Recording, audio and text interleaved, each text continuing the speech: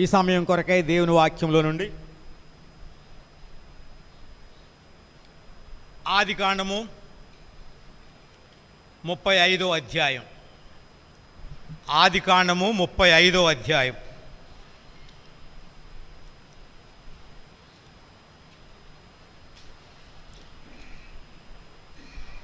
ముప్పై 5వ అధ్యాయము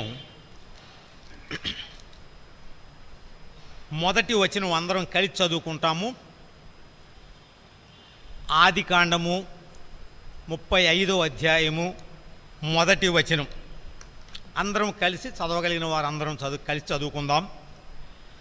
దేవుడు యాకోబుతో, నీవు లేచి బేతేలునకు వెళ్ళి అక్కడ నివసించి నీ సహోదరుడైన యాసావు ఎదుట నుండి నీవు పారిపోయినప్పుడు నీకు కనబడిన దేవునికి అక్కడ బలిపీఠము కట్టుమని చెప్పగా.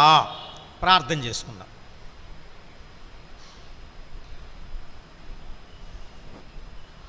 ప్రేమ కలిగిన మా ప్రియమైన తండ్రి, ఇంతవరకు సహాయపడినందుకు వందనములు. ఆరాధించట్లో కృప చూపించిన దాని కొరకు వందనములు. ఆరాధన సమయం ఆశీర్వాదకరంగా చేసిన దాని కొరకై స్తుతిస్తూ ఉన్నాం. నీ బిడ్డలైనటువంటి వారు కొద్దిమంది ఆత్మతో సత్యముతో ఆరాధించట్లో సహాయపడ్డారు. స్తోత్రాలు. ఈ సమయంలో నీ యొక్క శరీరక్తాల్లో ఏకీభించక పూర్వం వాక్యం కొరకని నీ పాదములకు వస్తున్నాం. ప్రభువా, జ్ఞాపకం చేసుకోండి. నిలబడుతుండే నన్ను జ్ఞాపకం చేసుకోండి. చేరిన వారి కొరకు ఉపయోగకరంగా వాడుకోండి. మేలైన మాటలు, అవసరమైన మాటలు, ఆశీర్వాదకరమైన మాటలు మాత్రమే దయచేయండి. వ్యర్థమైన మాటలు, కాని మాటలు నా నోటంటే ఏమీ రాకుండా, నీ ప్రజల సమయాన్ని నేను దొంగిలించకుండా కావలసిన సహాయం దయచేయండి. మా మధ్యలో మీరు ఉండండి. శత్రు సాతానుడు అపవాది యొక్క వార్చలేని కంటి నుండి తప్పించండి. మీ ఆత్మ సంచారం మా మధ్యలో ఉంచండి. భయముతో భక్తితో నీ సన్నిధిని మేము అనుభవించడం కొరకై సహాయపడుతూ రండి. మరొక్కసారి తల వంచు తీస్తూ మీ కృపను, నీ కాపుదలను, నీ భద్రతను, మీ సింహాసనము, మీ ఆధిపత్యము, మీ అధికారం మా మధ్యలో కోరుకుంటూ యేసునామమున ప్రార్థిస్తున్నాం తండ్రి. ఆమెన్.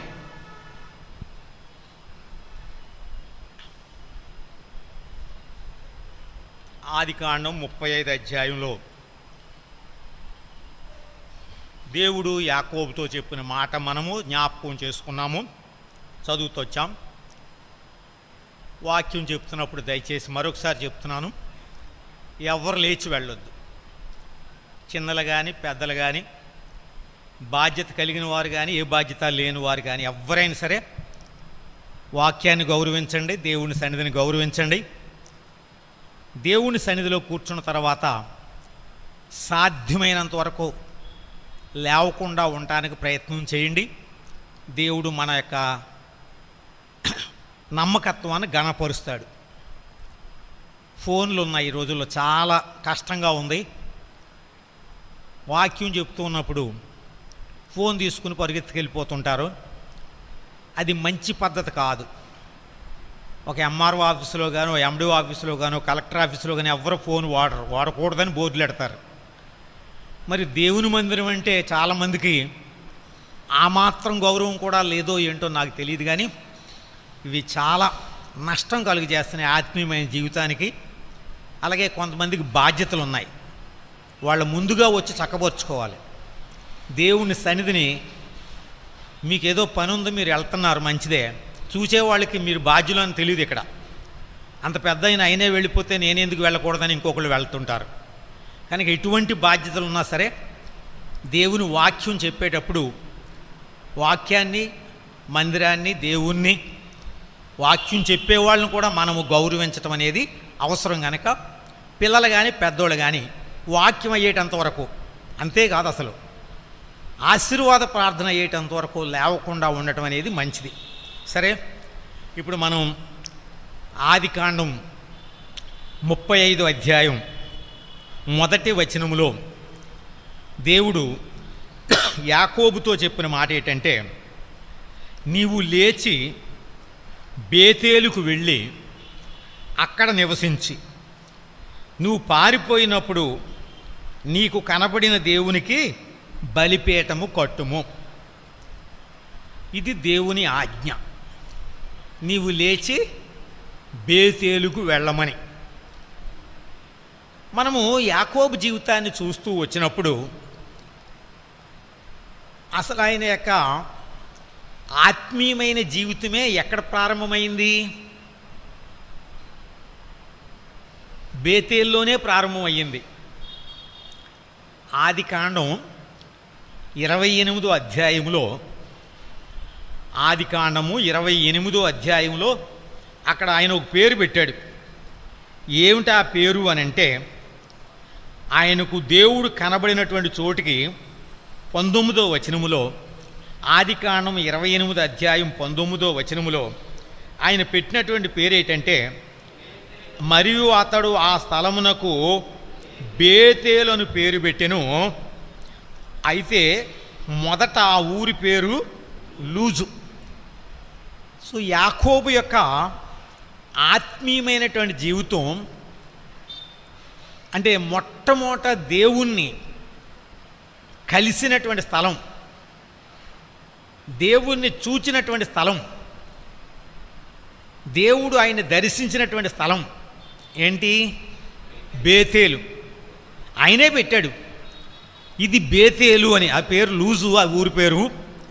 సో ఇక్కడ దేవుడు ఉన్నాడు కనుక ఇది దేవుని మందిరమే కానీ వేరొకటి కాదు అని చెప్పి బేతేలు అనే పేరు పెట్టాడు. 28వ అధ్యాయంలో మనం చూస్తాము, అక్కడ దేవుడు ఆయన ఏ విధంగా దర్శించాడో. అన్నను మోసం చేసి, తండ్రిని మోసం చేసి, తల్లి సలహా తీసుకుని ఆయన వెళ్ళిపోతూ ఉన్నప్పుడు తెలియకుండానే అరణ్యంలోకి వెళ్ళిపోయాడు, ప్రాణాపాయంలోకి వెళ్ళిపోయాడు. దేవుడు ఆయన్ని దర్శించాడు, దేవుడు ఆయనతో మాట్లాడాడు బేతేల్లో. అది ద్వితీయోపదేశకాండం 32వ అధ్యాయంలో ఉంటుంది. ఏ స్థలంలో దేవుడు ఆయన్ని పట్టుకున్నాడో ఆ స్థలం ఎటువంటిది అంటే 32:10 వచనం చదువుతున్నాను. నేను చదువుతాను. ద్వితీయోపదేశకాండం 32 చదవండి. ఇప్పుడు అరణ్య ప్రదేశములోను భీకర ధ్వనిగల పాడైన ఎడారిలోను వాని కనుగొని ఆవరించి పరామర్శించి తన కనుపాప వలె వానిని కాపాడెను.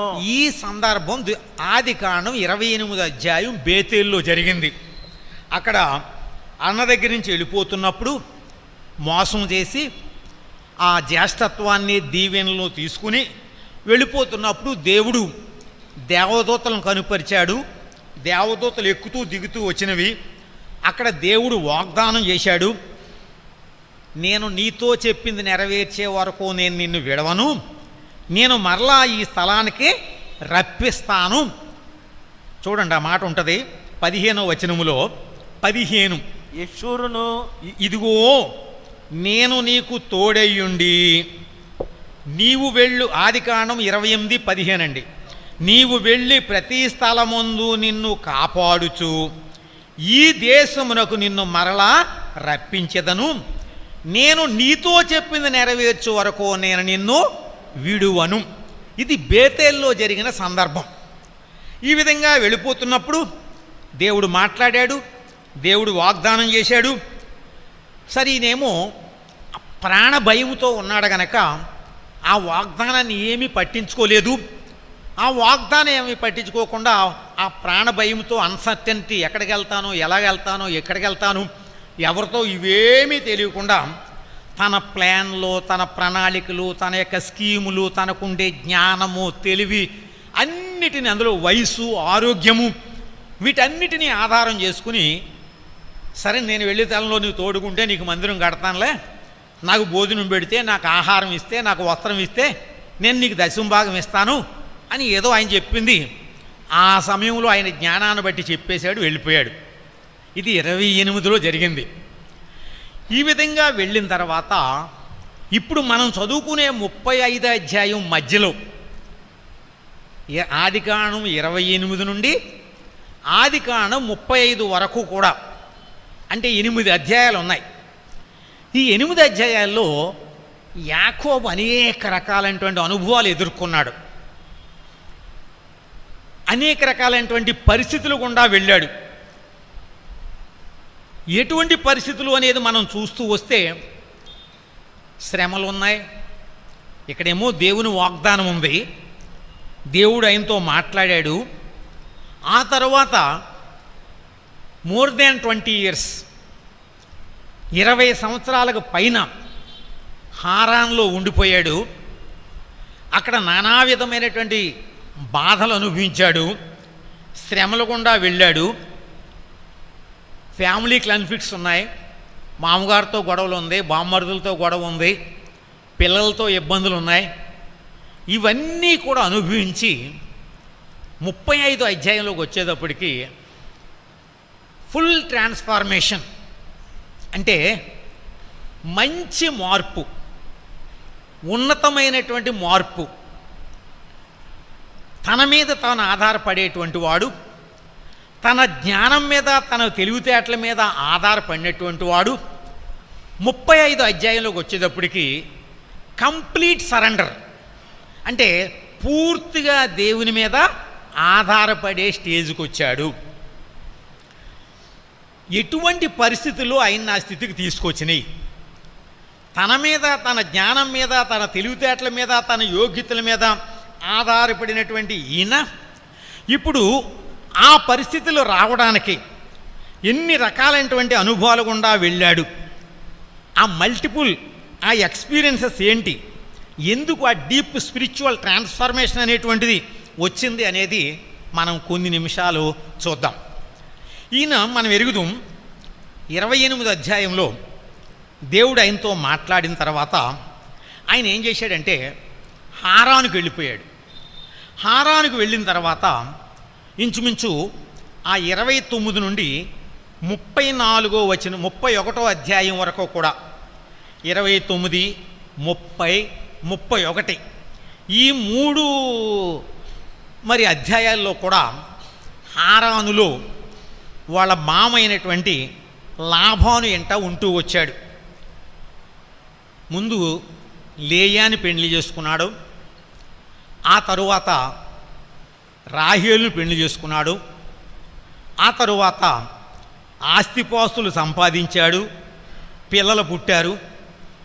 ఆ తర్వాత మామగారు మోసం చేయటం మొదలుపెట్టాడు, బామ్మర్దులు ఇండిఫరెంట్ అంటే వేరేగా ప్రవర్తించడం మొదలుపెట్టారు. ఇవన్నీ కూడా భరించాడు. 20 సంవత్సరాలు భరించాడే కానీ ఎప్పుడు కానీ దేవుడు అనే పదం ఆయన నోటంట రాలే. చాలా కష్టాలు పడ్డాడు. ఆయన పడిన కష్టాలు నిన్న కొన్ని చెప్పాను నేను, మరొకసారి చదివిస్తాను చూడండి. అక్కడ ఎటువంటి పరిస్థితులు ఆయన ఫేస్ చేస్తూ వచ్చాడు అనేది కనుక మనం చూస్తూ వస్తే అక్కడ ఏముందంటే చూడండి, 31 అధ్యాయంలో ఆదికాండము 31 అధ్యాయము 1వ వచనం. ఆదికాండము 31:1 లాబాను కుమారులు మన తండ్రికి కలిగినది యావత్తు యాకోబు తీసుకొని మన తండ్రికి కలిగిన దాని వలన ఈ యావదాస్తి సంపాదించ. ఎవరండి చెప్పుకునేది? అదే యాకోబు కుమారులు కాదు, లాబాను కుమారులు. ఏమవుతారు యాకోబుకి?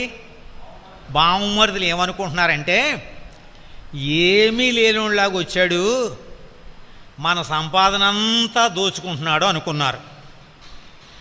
అప్పుడు యాకోబు అనుకున్నాడట, వీళ్ళ పిల్లలు కదా, వీళ్ళకి తెలీదు, మా మామయ్యకి తెలుసు నేను వచ్చిన తర్వాత ఎంత దీవించబడ్డాడు అనుకుంటే 2వ వచనంలో వాళ్ళ మామయ్య ఏమనుకుంటున్నాడో చదవండి. మరియు అతడు లాబాను ముఖం చూసినప్పుడు అది నిన్న మొన్న ఉన్నట్టుగా అతని ఎడల ఉండలేదు. అంటే ఇంకెవరు మారారు? లాబాను గారు కూడా మామయ్య మారిపోయాడు. ఎందుకు మారారంటారు వాళ్ళిద్దరును? వాస్తవంగా అయితే ఏంటంటే నేను వచ్చాకే దేవుడు నిన్ను దీవించాడు అనేమో యాకోబు చెప్తున్నాడు, నువ్వు వచ్చిన తర్వాతే దేవుడు నన్ను దీవించాడని లాబాను చెప్తున్నాడు. కానీ మారిపోయారు. ఏమీ కారణం అంటే దేవుడు నమ్మకస్తుడు. యాకోబు మర్చిపోయాడు. ఏం మర్చిపోయాడు? ఇది బేతేలు, ఇక్కడ నేను దేవుని మందిరం కడతాను అని యాకోబు అన్న మాట మర్చిపోయాడు. కానీ ఎవరు మర్చిపోలేదు?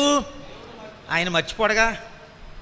మనం మర్చిపోతామే కానీ 1వ తారీఖున తీసుకున్న తీర్మానాలు ఆయన మర్చిపోడు. ఆ కారణం చేత ఇప్పుడు వాళ్ళని రేపాడు. సో ఇప్పుడు వాళ్ళు ఎప్పుడైతే వాళ్ళు ఆ విధంగా అనుకుంటున్నారో దేవుడు మాట్లాడాడు. ఇప్పుడు 3వ వచనములో 3వ వచనం, అప్పుడు యెహోవా నీ పితరుల దేశమునకు నీ బంధువుల యుద్ధకు తిరిగి వెళ్ళుము, నీ బంధువుల యొద్దకు తిరిగి వెళ్ళుము, నేను నీకు తోడై ఉండేదను. చాలండి. ఇప్పుడు ఈ 20 సంవత్సరాల్లో జరిగిన అనుభవం మొట్టమొదటి ఒకటి చూసాం. ఏంటంటే లాబాను దగ్గర ఏం జరిగింది చూడండి. అక్కడ ఎలా ప్రవర్తిస్తూ వచ్చాడు, ఎటువంటి పరిస్థితులు ఫేస్ చేశాడు అని చూస్తే గనక 38వ వచనం 31వ అధ్యాయం 38 ఈ 20 ఏండ్లు నేను నీ యొద్ద నుండి 20 ఏళ్ళు అయిందండి దేవుడు ఆయనతో మాట్లాడి. ఇప్పటికీ మార్పు రాలే. మనం కూడా చాలామంది అలాగే ఉంటాం. సంవత్సరాలు గడిచిపోతాయి కానీ ఏమీ మార్పు రాదు. ఎప్పుడూ ఒకటే, ఎప్పుడు అదే పరిస్థితి. ఆరాధన అయిపోయాక వచ్చేవాళ్ళు వస్తూనే ఉంటారు, పాటలు అయిపోయాక వచ్చేవాళ్ళు వస్తూనే ఉంటారు, రొట్టె అయిపోయిన తర్వాత వచ్చేవాళ్ళు వస్తూనే ఉంటారు. ఆరాధన ఉండదు, ప్రార్థన ఉండదు, నియామక కొడుకులు ఉండవు. ఎన్నేళ్ళు అయిపోయినా ఇదే పరిస్థితి. ఇక్కడ యాకోబు కూడా అంతే. 20 సంవత్సరాలు అయినా కానీ అసలు దేవుని పేరే లేదు. ఈ 20 ఏండ్లు నీ యొద్ద ఉంటిని, నీ గొర్రెలైనను మేకలైనను ఈడ్చుకొని పోలేదు, నీ మంద పొట్టేళ్లను నేను తినలేదు, దుష్ట మృగముల చేత చీల్చబడిన దానిని నీ యొద్ద నష్టం నేనే పెట్టుకొంటిని. సరే, ఈ విధంగా 40వ వచనం, పగటి ఎండకును రాత్రి మంచుకును నేను క్షీణించిపోతుని, నిద్ర నా కన్నులకు దూరమాయెను. నేను చదువుతున్నా 41 ఆఖరునుంది. అయినను నీవు నా జీతము 10 మార్లు మార్చితివి. ఇంకొక మాట ఉంది 42వ వచనములో, దేవుడు నా ప్రయాసమును 42 ఆఖరులో నా చేతుల కష్టమును చూచి పోయిన రాత్రి నిన్ను గద్దించెను. ఇది హారానులో ఆయన యొక్క అనుభవం. ఎన్ని కష్టాలు పడ్డాడో అర్థమైంది. కానీ దేవుడు మాత్రం గుర్తురాలే. నిద్ర కన్నులకి దూరమైందంట, మంచుకేమో తల తడిసిందంట, జీతం తగ్గిస్తూ వచ్చాడట, బామ్మర్దులేమో వేరేగా మాట్లాడుతున్నాడట, మాంగారం ముఖం మాడిపోయిందట. అయినా కానీ దేవుడు మాత్రం గుర్తురాలే. విన్నారు కదా, ఇది చాలామంది పరిస్థితులు. బైబిల్ అదెందుకని అంటుంది, నిత్యము తిరుగుబాటు చేయుచు ఇంకనూ మీరేలా కొట్టబడుదురు. అర్థమైంది ఈ పదం?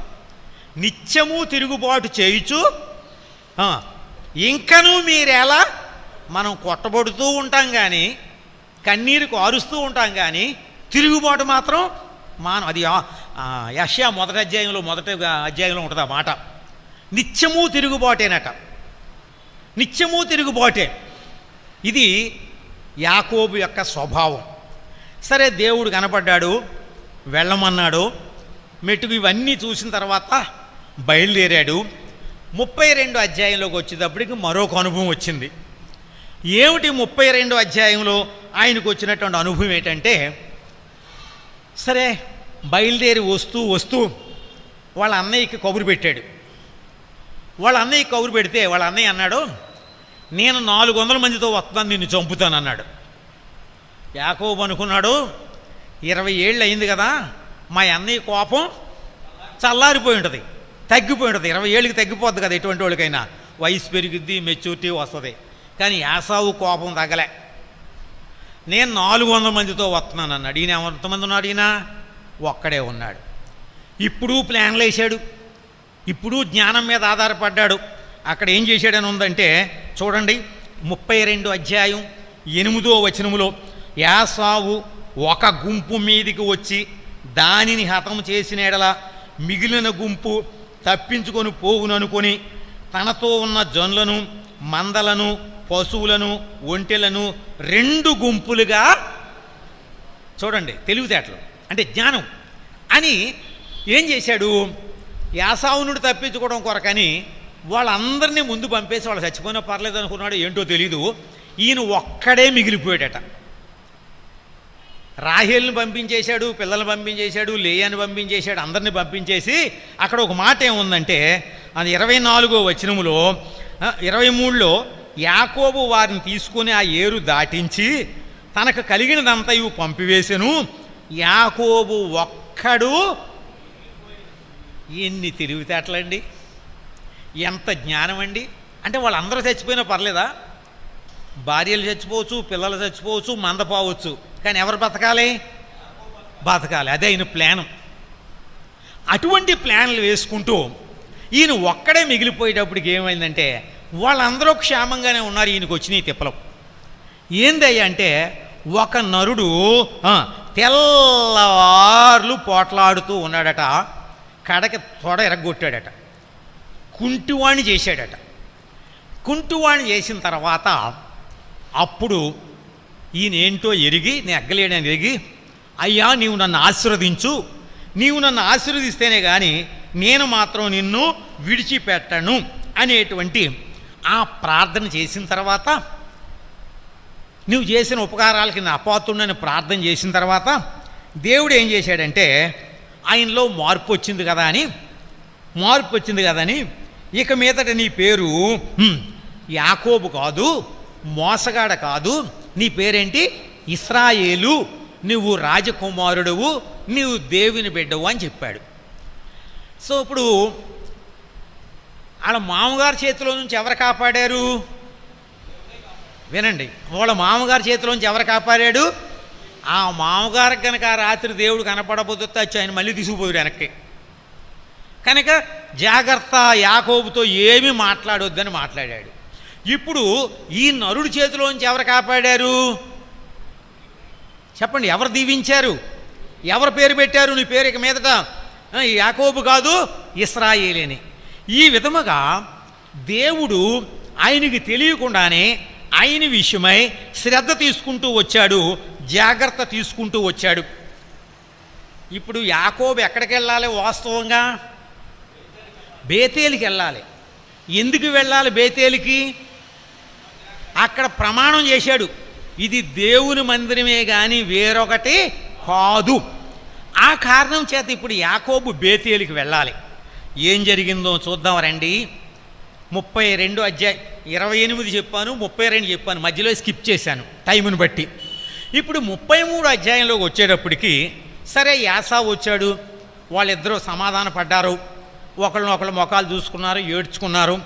యాసావు వెళ్ళిపోయాడు, యాకోబు ఆగిపోయాడు.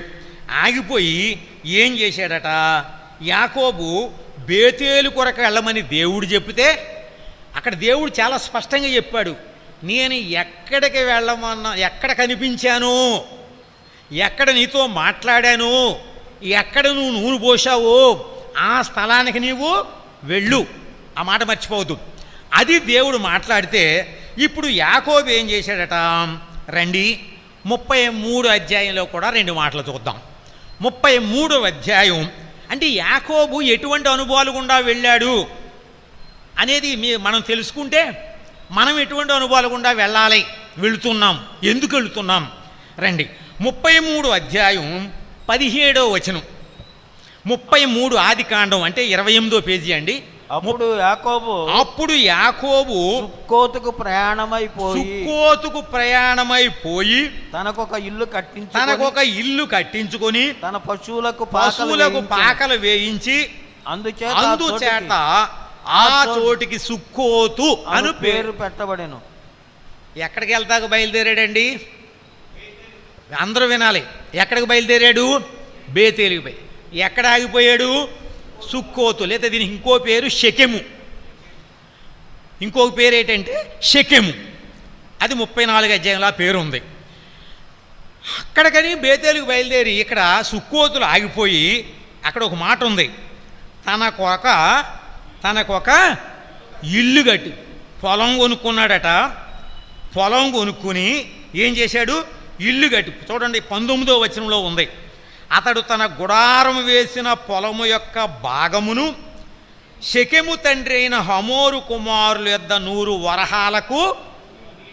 సో పొలం కొనుక్కున్నాడు, ఇల్లు కట్టుకున్నాడు, పాకలు వేసుకున్నాడు. దేనికి పాకలు? గొర్రెలకి మేకలకి. వెళ్ళవలసింది ఎక్కడికి? ఎక్కడ ఆగిపోయాడు? అతను బేతేలుకి వెళ్ళాలి, బేతేల్లో బలిపీఠం కట్టాలి, బేతేల్లో దేవుణ్ణి ఎరగాలి. ఇప్పుడు సుక్కోతులో పొలం కొనుక్కొని ఇల్లు కట్టుకొని పాకలేసుకుని చక్కగా చెట్లయ్యి అక్కడ కట్టాడంట బలిపీఠం. దేవుడేమో ఎక్కడ కట్టమన్నాడండి?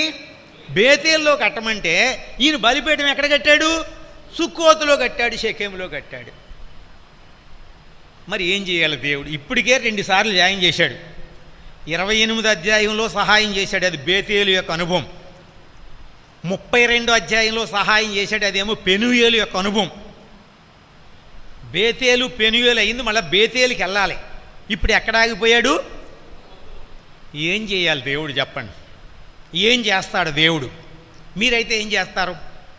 మన పిల్లలు మన మాట వింటలే, ఒకటి చేయరంటే ఒకటి చేస్తున్నాడు, ఒకటి చదవమంటే ఇంకోటి చదువుతున్నాడు, స్కూల్కి వెళ్ళమంటే గ్రౌండ్కి వెళ్తున్నాడు, స్కూల్కి వెళ్ళమంటే ఇంకో చోట ఆగిపోతానంటాడు.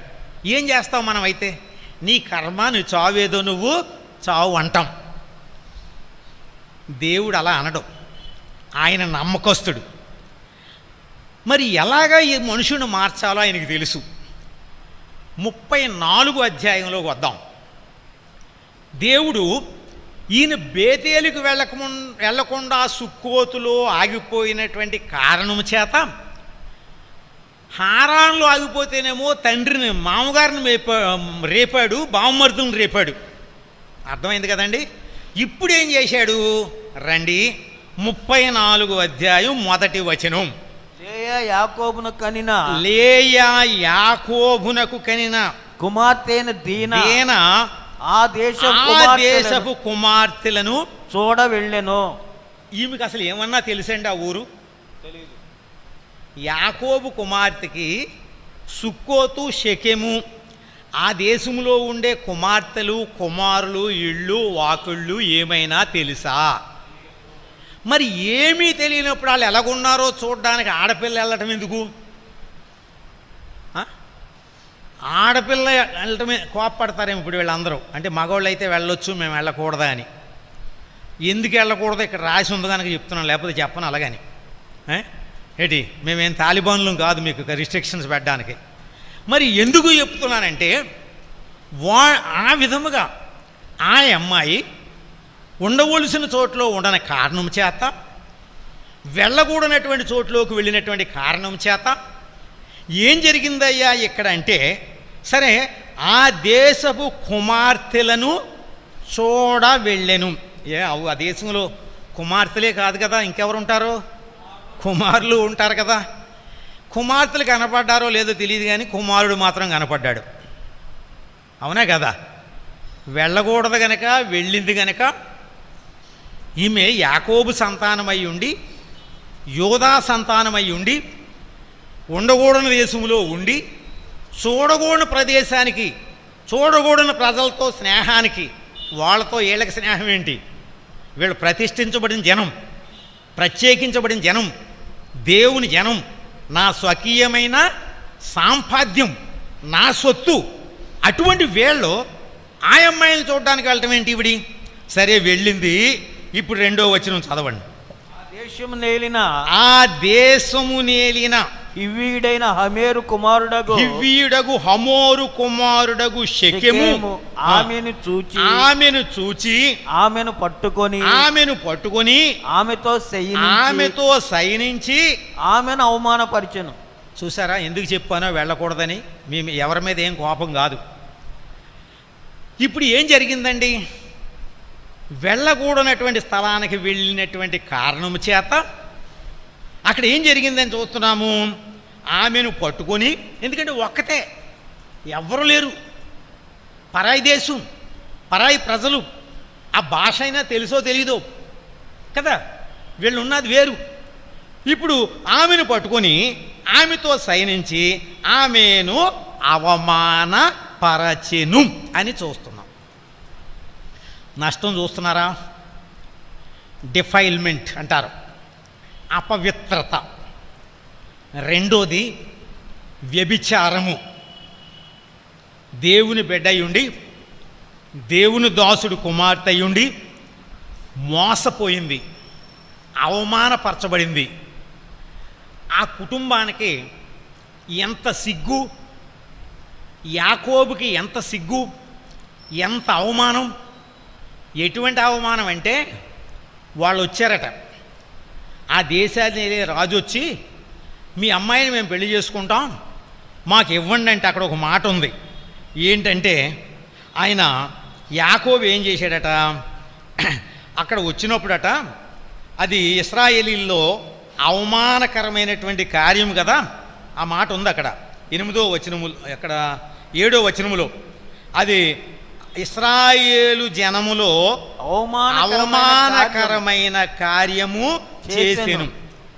5వ వచనంలో ఏముందంటే, అతడు తన కుమార్తెను అతడు చెరిపినని యాకోబు విని తన కుమారులు పశువులతో పొలములో నుండి వచ్చు వరకు ఊరకుండెను.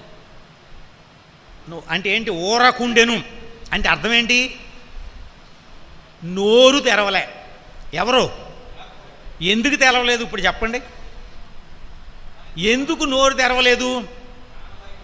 ఆవిడది కాదు తప్పు. ఎవరిది? దేనాది కాదు తప్పు. కారణం, ఈయన ఎక్కడుండాలి? బేతేల్లో ఉండాలి. ఎక్కడున్నాడు? ఇప్పుడు కుటుంబానికి అవమానం వచ్చింది, ఈయనకి అవమానం వచ్చింది, ఇశ్రాయేల్లో జరగకూడనటువంటి కార్యం జరిగింది, అపవిత్రమైనటువంటి కార్యం జరిగింది. ఏమీ మాట్లాడలేక నోరు మూసుకుని కూర్చున్నాడు. మనలో ఎంతమంది పిల్లల దగ్గర అలా ఉండలేదు? కారణం ఏంటంటే మన ప్రవర్తన సరిలేక, మనం మాదిరికరంగా ఉండలేక. మా మనవడు అడుగుతాడు, ఏమని, నువ్వు సెల చూస్తూ ఉండి నన్ను చూడొద్దంటావా అని. ఆ టీవీ లేదు కనుక టీవీ చూస్తున్నావు అని అండేమో కానీ, లేకపోతే అది ఉంటే అది కూడా అందడు. నువ్వేమో చూసుకుంటావు కానీ నన్ను మాత్రం ఏమంటావు? చదువుకోమంటావా? వాడికి 7 సంవత్సరాలు 8 సంవత్సరాలు. సో పలుమార్లు ఈ నిందలకే అవమానాలకే కారణం ఏంటి అంటే, ఎంత నష్టం వచ్చిందో మీరు చూడండి. ఇశ్రాయేలీలో అవమానకరమైన కార్యం జరిగింది, అపవిత్రత వచ్చింది, నోరు తెరవలేని వాడు ఉన్నాడు. అది అంతేకాదు, ఇంకా ముందుకు పోయి చూస్తే వాళ్ళు వచ్చారండి. ఎవరు వచ్చారు? షిమ్యోను, లేవి. వెరీ గుడ్, తెలియాలి వాక్యం. షిమ్యోను, లేవి వచ్చారు. వాళ్ళు వచ్చాక వాళ్ళకి కార్యం తెలిసింది. వాళ్ళకి కార్యం తెలిస్తే వాళ్ళెంతటి వాళ్ళు అంటే, ఇశ్రాయేలు సంతానమే వాళ్ళు. వాళ్ళు ఎంతటి వాళ్ళు అంటే, ఒరే బాబు, మీ అమ్మాయిని మాకు ఇవ్వండి, మీరు మా మధ్యలో ఉండండి, మా పొలాలు అనుభవించండి, మా స్థలాలన్నీ మీకు ఇస్తాము, మాతో వ్యాపారం చేయండి అంటే ఓకే అన్నారు. ఒప్పుకున్నారు. ఒప్పుకుని మేము చాలా భక్తి కలిగిన వాళ్ళము, మేము సున్నతి చేయించుకోవాలి. మళ్ళీ ఇదొకటి అడ్డు చాలామందికి, మేము దేవుని బిడ్డలం. మా మా మా ఊర్లో ఒక ఆయన ఆటో అడ్డంగా అది నడుపుతుంటే పోలీస్ ఆయన పట్టుకున్నాడు. ఆటోలోంచి బైబిల్ తీసుకెళ్ళి చూపిస్తాను, నేను పాతనికి వెళ్తాను. అడ్డంగా వెళ్తాం ఎందుకు? అడిగి దగ్గరికి మళ్ళీ బైబిల్ తీసుకెళ్తాం ఎందుకు? చేసిందే తప్పు. మళ్ళీ ఆ తప్పు చేసినోడు తిన్నగుండు ఏంటది? బైబిల్ పట్టుకెళ్తున్నాడు. నేను దేవుడు నమ్ముకుంటా అడ్డంగా రాంగ్ రూట్లో వెళ్ళమన్నారా ఏంటి? మనకు పర్మిషన్ ఉందా? ఏళ్ళ చేసిందే తప్పు. మళ్ళీ ఏమన్నారంటే, ఒక మోసంతో, మీరు కనుక సున్నతి పొందితే మా అమ్మాయికి సున్నతి ఎవరు పొందాలి? అది దేవుని నిబంధన. దేవుని నిబంధన వీళ్ళు ప్రొటెక్షన్ కొరకు వాడుకుంటారా? దేవుని యొక్క నిబంధన, ఆ పరిశుద్ధత, ఆ యొక్క తీర్మానం వీళ్ళు సొంతం కొరకు వాడుకున్నారు. అంతే. పాపం వాళ్ళు నిజంగానే దేవుడు కదా అని వాళ్ళందరూ సున్నతి పొందితే అందరినీ చంపించేశారట. ఎవరున్నారండి వీళ్ళకి అక్కడ? వీళ్ళ పక్షంగా మాట్లాడే వాళ్ళు ఎవరున్నారు? ఎవ్వరు లేరు. యాకోబు అక్కడ మనం చూస్తూ వచ్చినప్పుడు భయపడిపోయాడు అనేటువంటి మాట మనం చూస్తాం. యాకోబు, అరే నన్ను ఇలా చేశారేంటి, నన్ను మరి ఎందుకు ఈ విధంగా మీరు చేశారని చెప్పి యాకోబు ఎంతగానో భయపడ్డాడో అక్కడ చెప్తున్నాడు. చూడండి 30వ వచనం చదువుతున్నాను. అప్పుడు యాకోబు షిమ్యోనును లేవీని చూచి, మీరు నన్ను బాధపెట్టి ఈ దేశ నివాసులైన కననీయుల్లోను పెరిజ్జీయుల్లోను అసహ్యునిగా చేసితిరి. నా జనసంఖ్య కొంచెమే, వారు నా మీదికి గుంపుగా వచ్చి నన్ను చంపెదరు, నేను నా ఇంటి వారును నాశనమగుదాం. సో భయముతో ఆందోళనతో నిండిపోయాడు. సో ఇప్పుడు ఒక్కసారి ఆ కుటుంబ పరిస్థితి మీరు ఆలోచిద్దాం. అవమానం వచ్చింది, ఇశ్రాయేలీలు చేయకూడని పని చేశారు, దానికి తోడు నరహత్య చేశారు, మోసం చేశారు. కుటుంబం యొక్క ఈయనేమో నాయకుడు మాట్లాడలేకపోతున్నాడో, ఎవరు యాకోబు నాయకుడు, ఇంట్లో యాజకుడు కదా, తండ్రి అంటే యాజకుడు కదా, ఈయనేమో మాట్లాడుతలేకపోతున్నాడు. కనుక అసలు ఎలాగ వాళ్ళని ఎలా మాట్లాడాలి, ఎలా తప్పించుకోవాలి, ఏమీ ఆలోచన లేనివాడిగా ఉన్నాడు. ఎంత నింద! దీని అంతటికే కారణం ఎవరంటే యాకోబు. ఏంటి కారణం అంటే ఆయన బేతేల్లో ఉండాలి, ఎక్కడున్నాడు? షెకెములో ఉండిపోయాడు. ప్రియులారా, ఈ మధ్యాహ్నం నా పాఠం ఏంటంటే, మనం ఎవరమైనా సరే, ఎంతటి భక్తులమైనా సరే, ఎంతటి అనుభవాలు ఉన్న వాళ్ళమైనా సరే, దేవుడు ఏమి చెప్పినాడు, ఏ పని కొరకైతే మనం నిర్ణయించబడ్డామో, ఏ తీర్మానం అయితే చేసుకున్నామో, ఎలా ఉంటామని ప్రవర్తిస్తామని మాట్లాడామో, ఆ బాప్తిస్మ రోజున కానీ, జనవరి 1 రోజున కానీ, కష్టం వచ్చినప్పుడు కానీ, రోగం వచ్చినప్పుడు కానీ, మంచం మీద ఉన్నప్పుడు కానీ ఏమనుకున్నామో, ఎక్కడైనా కనుక మనం డీవియేట్ అయితే ఇటువంటి పరిస్థితులే ఫేస్ చేయవలసి వస్తుంది.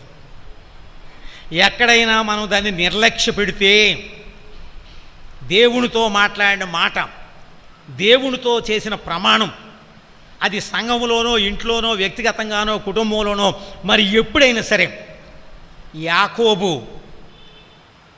పూర్తిగా విధేయుడు కాని కారణం చేత ఎటువంటి నిందల గుండా వెళ్ళాడో, ఈనాడు మన జీవితంలో ఈ కన్నీరు, దుఃఖం, బాధ, వేదన, ఏడుపు ఎందుకు వచ్చింది? ఏమిటి కారణం? అమ్మాయి అలా ఎందుకు చేసింది? అబ్బాయి ఎందుకు ఇలా చేస్తున్నాడు? భర్త ఎందుకు మాట్లాడట్లేదు? భార్య ఎందుకు విచ్చలవిడితా ఉంటుంది? వీటన్నిటికీ నీ అవిధేయత కారణమేమో. దేవుడికి ఎంత విధేయత చూపించాలో, ఏ విషయాల్లో విధేయత చూపించాలో, ఎక్కడ లోబడాలో, ఏ బాధ్యత నిర్వర్తించాలో, ఏమి ఇవ్వాలో, ఎక్కడికి రావాలో, ఎవరికి చెప్పాలో, ఈ విషయాలన్నింటిలో కనుక మనం తప్పిపోయిన వారం అయితే దేవుడు మౌనంగా ఉండడు. అక్కడ లాబాను రేపాడు, లాబాను కుమారుని లేపాడు, అక్కడేమో యాసావుని రేపాడు, ఇక్కడేమో షెకెము యజమానుడి యొక్క కుమారుణ్ణి నీ జీవితంలో నీ కొడుకుని రేపుతాడు, నీ కూతురుని రేపుతాడు, అత్తగారిని రేపుతాడు, మామగారు. వాళ్ళు కాదండి, వాళ్ళ తప్పుడోళ్ళు కాదు, మనం విధేయత చూపించని కారణం చేత. నాది నా అనుభవం, నేను పొందిన నష్టం, నేను పిలిచినప్పుడు లోబడిన కారణం చేత కన్నీరు, దుఃఖం, బాధ, వేదన ఎన్ని సంవత్సరాలు. ఎవరినైనా సరే దేవుడు విడిచిపెట్టడు, క్షమిస్తాడే కానీ దాని పర్యవసానం మాత్రం మనం తప్పనిసరిగా అనుభవించవలసి వస్తుంది. ఇప్పుడు యాకోబు పరిస్థితి అదే, భయపడిపోతున్నాడు. వాళ్ళు వచ్చి నన్ను చంపుతారేమో. యాసావు భయం కంటే ఈ భయం ఎక్కువైంది ఇప్పుడు. యాసావు అన్న మీదపడి ఏడ్చాడు, ఒరే తమ్ముడా 20 ఏళ్ళు అయిందిరా నిన్ను చూశాను. వీడు అలాగ ఎందుకు ఏడుస్తాడు? ఎవరెళ్ళో హివ్వీయులు, వీళ్ళు హివ్వీయులు కదా, కనుక వీళ్ళెందుకు అలా? కనుక భయపడి, ఇప్పుడు మనం చూసాం ఆ మాట ఏంటంటే, నేనును నా ఇంటి వారును నాశనమగుదుము. ఇప్పుడు ఏంటి నీ దిక్కు? ఎవరు ఈయనతో మాట్లాడేది? ఎవరు ఈయన్ని కాపాడేది? వీళ్ళేమో కొద్దిమంది, వాళ్ళేమో వంశం, ఈయనేమో పరదేశిగా ఉన్నాడు, అక్కడ ఉండకూడని చోట్ల ఉన్నాడు. ఇటువంటి అనుభవాల్లో ఎవరైనా ఉంటే, నానా రకాలైనటువంటి బాధల గుండా, కష్టాల గుండా, శ్రమల గుండా, ఇబ్బందులు గుండా ఎందుకు వెళ్తున్నారో ఒక్కసారి ఈ మధ్యాహ్నం బళ్ళ దగ్గర ఆలోచిద్దాం. మనం దేవుని బిడ్డలం, శాంతి, సమాధానం, నెమ్మది, ఆరోగ్యం, స్వస్థత, కుటుంబం దీవించబడాలి, ఎన్ని వాగ్దానాలు మనకున్నాయి. మరి ఎందుకు అలా లేదు మన కుటుంబం, మన జీవితం అలా ఎందుకు లేదు? నా కుమారుడు ఎందుకు ఇలా, మిగిలిన పిల్లలందరూ చక్కగా చదువుతున్నారే, నా కుమారుడు ఎందుకు ఇలాగ అవ్వాలి? మిగిలిన పిల్లలందరూ చక్కగా మంచి ప్రవర్తనలో ఉన్నారే, నా కుమార్తె ఎందుకు ఇలాగ అవ్వాలి అని ఒక్కసారి మనం ఆలోచిస్తే దానికి మనమే కారణం. ఎక్కడో ఆఫ్ ఒబీడియన్స్, పూర్తిగా విధేయులు అవడానికి బదులు చక్కటి విధేయత చూపించి ఆయన మాట వినడానికి బదులు ఇన్నేళ్ళ అనుభవంలో, ఇన్ని సంవత్సరాల ఆత్మీయమైన జీవితంలో లోబడనటువంటి కారణం చేత ఇంకా మన స్వభావం, మన నైజం, మన శరీరం, మన కుటుంబం, మనం పుట్టు పెరిగిన పరిస్థితులు, మన కులం, మన మతం, మన జాతి ఇవి పనిచేస్తున్నాయి. కనుకనే నిజమైన సంతోషం, సమాధానం, నెమ్మది లేదు. ఈ మధ్యాహ్నం దేవుడు ప్రేమ కలిగిన వాడు. యాసావు చేతి నుండి తప్పించాడు, లాబాను చేతి నుండి తప్పించాడు. ఇక్కడ ఈ షెకెము యొక్క యజమానుల చేతిలో నుండి కూడా తప్పించేదాని కొరకై దేవుడు విడిచిపెట్టలే. నీ చావు నువ్వు చావు అనాలి. నేనైతే అలాగే అంటాను, మీరైనా అలాగే అంటారు మనుషులు గనక. నీ బాధలు నువ్వు పడానా అనాలి. దేవుడు అటువంటి వాడు కాదు. మళ్ళా చదువుదాం రండి, 35 అధ్యాయం 1వ వచనం. దేవుడు అందరం చదువుతాం, బైబిల్ అందరూ తీయండి. 35 అధ్యాయం 1వ వచనం చదవండి ఇప్పుడు. దేవుడు యాకోబుతో, నీవు లేచి బేతేలుకు వెళ్ళి అక్కడ నివసించి నీ సహోదరుడైన యాషావు ఎదుట నుండి పారిపోయినప్పుడు నీకు కనబడిన దేవునికి అక్కడ బలిపీఠము. మరలా దేవుడు జోక్యం చేసుకున్నాడు. ఎంత నమ్మదగిన వాడండి. మనము నమ్మదగని వారమైనను ఆయన నమ్మదగిన వాడు. ఇదే రుజువు. లాబాను దగ్గర జోక్యం చేసుకున్న దేవుడు, యాసావు విషయంలో జోక్యం చేసుకున్న దేవుడు, ఇప్పుడు ఇక్కడ హివ్వీడైనటువంటి ఆ షెకెము, హమోరు కుమారుడగు షెకెము విషయమై కూడా దేవుడు జోక్యం చేసుకుని ఏమంటున్నాడు? ఇప్పుడైనా వెళ్ళరా బాబు, ఎందుకు ఈ బాధలు అనుభవిస్తావు? ఎంతకాలం అనుభవిస్తావు? నీ జీవితం మార్చబడుతుంది, నీ జీవితం మార్చబడుతుంది, ఇప్పుడైనా వెళ్ళు అని యాకోబుతో మాట్లాడితే రండి. ఇప్పుడు యాకోబు ఏం చేస్తున్నాడో 2వ వచనం. యాకోబు ఏం చేస్తున్నాడు? 35 అధ్యాయం చదువు. యాకోబు తన ఇంటి వారితోను తన యొద్దనున్న వారందరితోనూ మీ యొద్దనున్న అన్య దేవతలను పారవేసి చదవండి మిమ్మల్ని మీరు శుచిపరచుకొని మీ వస్త్రములు మార్చుకొనుడి, మనము లేచి బేతేలునకు. అది ఇప్పుడు వచ్చింది జ్ఞానం. మనము బేతేలుకు వెళ్ళుదాము. నా శ్రమ ఇప్పుడు గుర్తొస్తుంది. మనము బేతేలుకు వెళ్ళుదాము, నా శ్రమ దినమున నాకు ఉత్తరమిచ్చి నేను వెళ్ళిన మార్గమున నాకు తోడైయుండిన దేవునికి. ఎంత ట్రాన్స్ఫర్మేషన్ చూసారండి, ఎంత మార్పు చూసారా ఎవరిలోనూ? మనము బేతేలుకు వెళ్ళుదాము, నా శ్రమ దినమున నాకు కనబడినటువంటి ఆయనకి నేను ఇప్పుడు ఏం చేయాలి? బలిపీఠం కట్టాలి అని లేచి వెళ్ళిపోలే, పరిగెత్తుకు వెళ్ళిపోలే. చూస్తారా? మరి ఏం చెయ్యాలి? బేతేలికి వెళ్ళాలంటే ఏం చేయాలి? ఎటువంటి అనుభవంతో వెళ్ళాలి? ఎంత భయముతో వెళ్ళాలి? ఎంత శ్రద్ధతో వెళ్ళాలి? నిజమే, అనుమానం లేదు. కానీ ఎలా వెళ్ళాలి? ఇక్కడ 3 మాటలు చెప్తున్నాడు తన ఇంటి వారు అందరితోనూ. మనము బేతేలుకు వెళదాము, అయితే ఇప్పుడు మీరు ఏం చేస్తారంటే, చూసారా, యజమానుడిగా ఇప్పుడు మాట్లాడుతున్నాడు.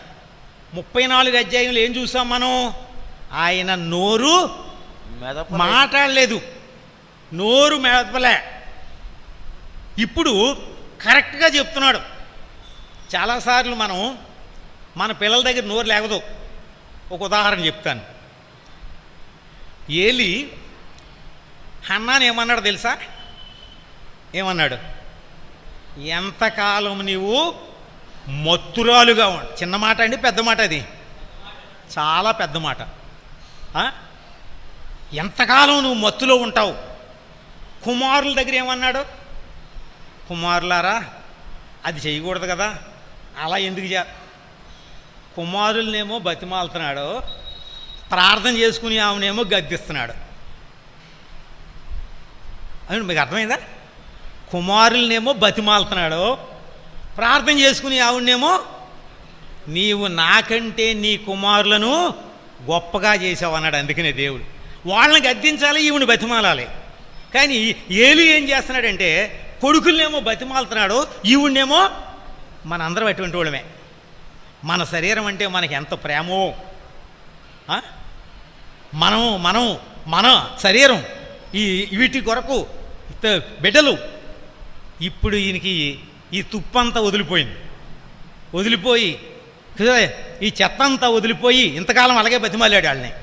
ఇప్పుడు అంటున్నాడు లెండి బేతేలికి వెళదాం అంటే మీరు ఏం చేస్తారంటే ఇప్పుడు 2వ వచనం మరల చదువున్నా.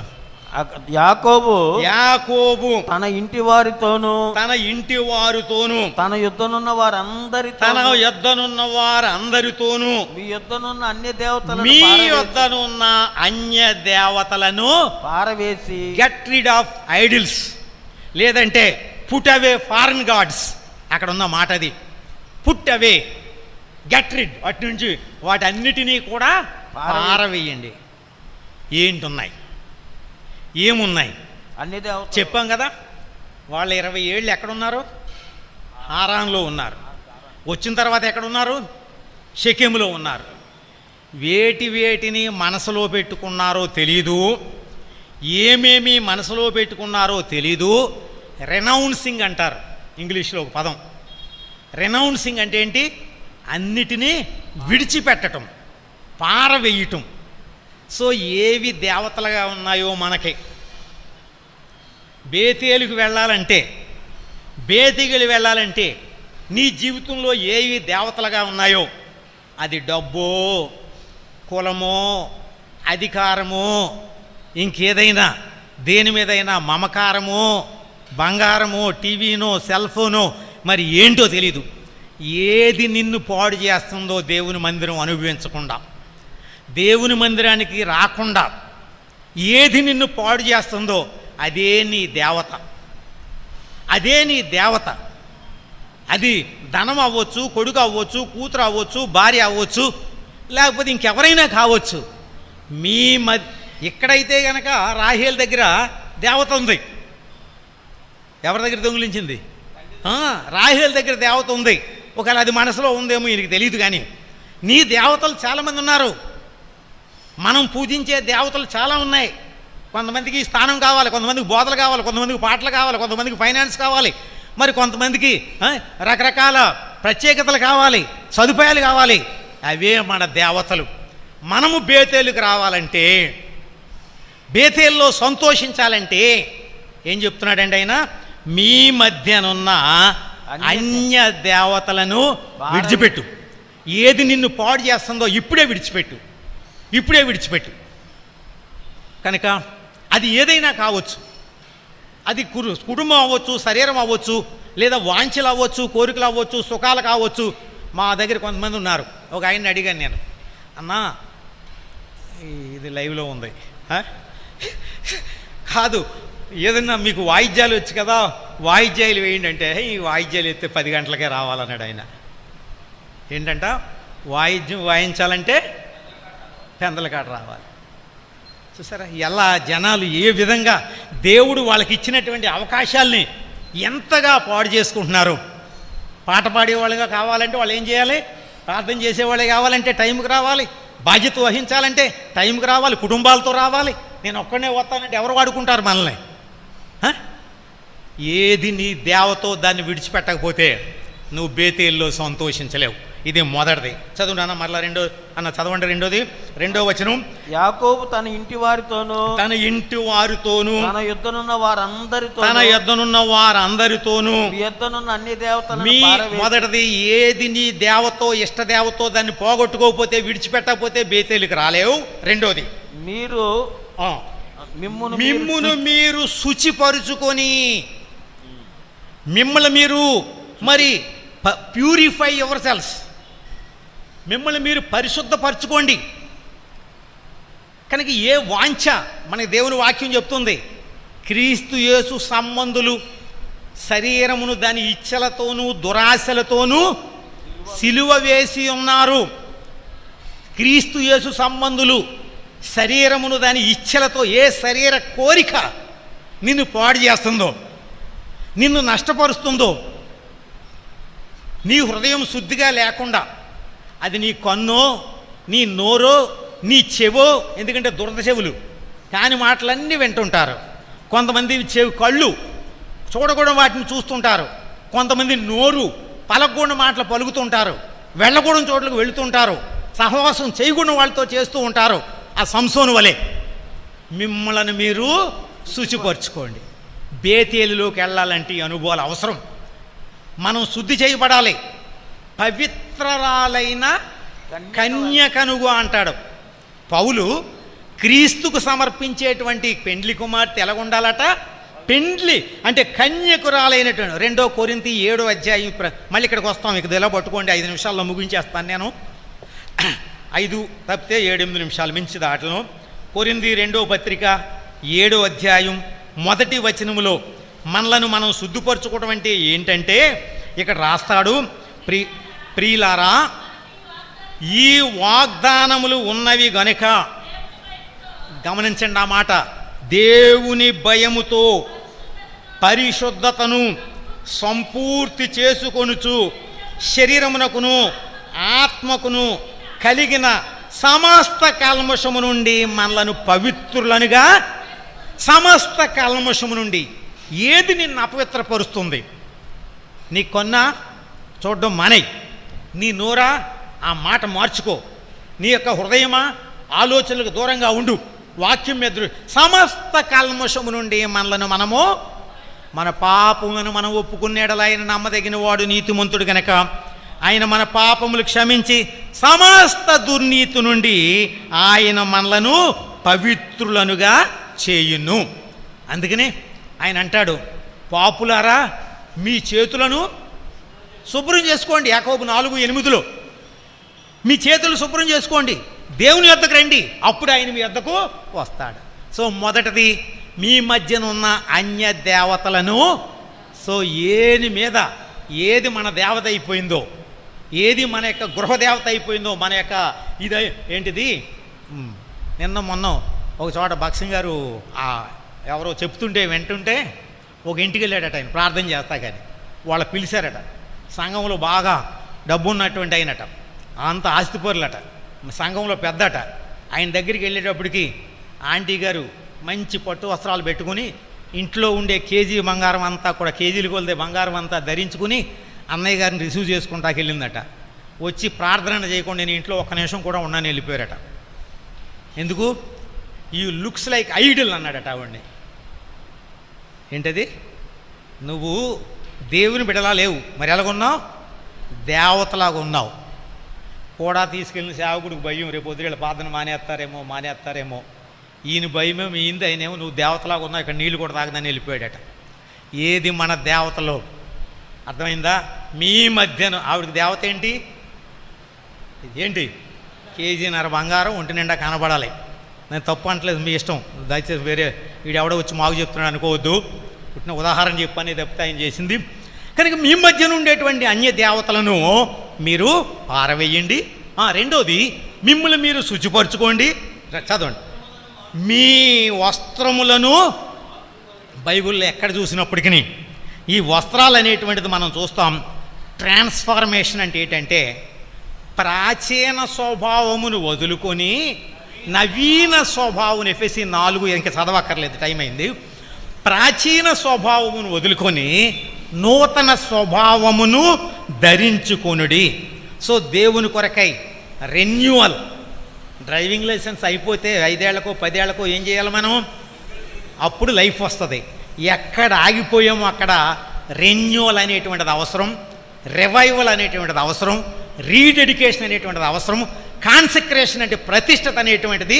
ఈ మధ్యాహ్నం ఎంతమంది ఆ విధంగా బేతేల్లో ఉండేదాని కొరకై, దేవుని సన్నిధిలో ఉండేదాని కొరకై మరి ఈ రివైవల్ లేదంటే రీడెడికేషన్, రెన్యూవల్, కాన్సక్రేషన్ అంటే అన్య దేవతలను పారవేయటం. రెండోది, మనలను మనము పరిశుద్ధపరచుకోవడం, మన పాత వస్త్రాలన్నీ మార్చుకోవడం. ఆ విధముగా వాళ్ళని హెచ్చరించిన కారణం చేత అక్కడ ఒక మాట ఉంది. వాళ్ళందరూ ఆయన చెప్పిన మాట ప్రకారం ఇచ్చేశారు. అక్కడ 35:4 వాళ్ళందరూ కూడా అవన్నీ యాకోబుకి ఏం చేశారట? అప్పగిస్తే పాతి పెట్టేశాడు, మళ్ళా చూడకుండా. మళ్ళీ తీసుకుంటానికి కాదు, అక్కడ ఉంది 4వ వచనంలో, మస్తకి వృక్షము కింద వాటిని దాచిపెట్టను. ఎప్పుడైతే ఈ ట్రాన్స్ఫార్మేషన్ వచ్చిందో, ఈ నూతనత్వం అనేటువంటిది వారిలో వచ్చిందో, 5వ వచనం చదవండి. వారు ప్రయాణమైపోయినప్పుడు దేవుని భయము ఆ, వారి చుట్టూనున్న వాళ్ళు పట్టణముల ఎవ్వరూ మీద- దెబ్బలాటకు రాలే, వాళ్ళు ఎవ్వరూ కొట్టడం, అరే మనల్ని చంపారు కదా వీళ్ళని ఎందుకు విడిచిపెట్టాలని ఒక్కటి రాలే. కారణం దేవుని భయము. వారు ప్రయాణమైపోయినప్పుడు దేవుని భయము వారి చుట్టుపక్కలనున్న పట్టణముల మీద ఉండేను గనుక వారు యాకోబు కుమారులను తరుమలేదు. అప్పుడు బేతేలుకు వచ్చి 7వ వచనములో బలిపీఠము కట్టాడు. 7వ వచనములో 10వ వచనములో దేవుడు మరలా ప్రత్యక్షమై ఆయన్ని దీవించాడు. దేవుడు మరలా ప్రత్యక్షమై ఆయన ఏం చేశాడు? మీరు అక్కడ 9-10 వచనాలు చదవండి. యాకోబు పట్టణరాము నుండి అక్కర్లేదు, వచ్చుచున్న- తర్వాత చదువుతారు. రీఅఫర్మింగ్ హిజ్ కవెనెంట్, ఆయన వాగ్దానాన్ని మరలా చెప్పుతూ ఉన్నాడు. కారణం ఏంటంటే వాళ్ళ మధ్యన ఉన్న అన్య దేవతలను పారవేశారు, తమ్ముడు తాము శుద్ధి చేసుకుని స్నానం చేశారు, మూడోది వస్త్రాలదే మార్చుకున్నారు. మన స్వభావం, మన నైజం, మన అలవాట్లు, మన దేవతలు వీటన్నిటినీ మార్చుకుంటే దేవుడు మనతో ఉంటాడో, తిరిగి మన భయము వాళ్ళ మీదకి వస్తుంది కానీ వాళ్ళ భయం మనకు అవసరం లేదు. అప్పుడు మరలా తిరిగి దేవుడు ప్రత్యక్షమై వారిని దీవించాడు. బల్ల దగ్గరికి వెళ్ళినప్పుడు ఒక్కసారి ప్రార్థన చేసుకుని ఆయా బేతేలు 28 బేతేలు నుండి 35 బేతేలు వరకు యాకోబు పొందిన అనుభవాలు చూసాం, నష్టాలు చూసాం, కారణాలు చూసాం. ఏ నష్టంలో నీవు ఉన్నావో దానికి కారణం నీ ప్రవర్తన, నీ నైజము, నీ జీవితమే. చక్కబరుచుకుందాం, సరి చేసుకుందాం.